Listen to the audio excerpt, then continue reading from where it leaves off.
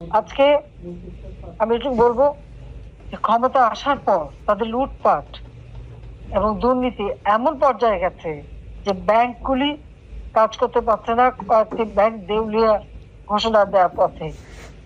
হাজার হাজার কোটি টাকা ছাপাচ্ছে, এটা ঠিক, টাকা ছাপিয়ে ছাপিয়ে টাকা দিচ্ছে, কিন্তু তাতে মানুষের কোনো উপকার হচ্ছে না। চাল ডাল তেল নুন এমনকি মরিচ পেঁয়াজ ডিম মুরগি মাংস সবকিছুর দাম বেড়ে গেছে, মানুষের সাধারণ মানুষের ক্রয় ক্ষমতার বাইরে, মানুষ কিনতে পারছে না।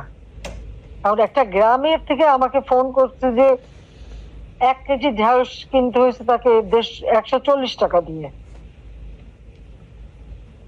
আলু 80 টাকা, চাল সেগুলিও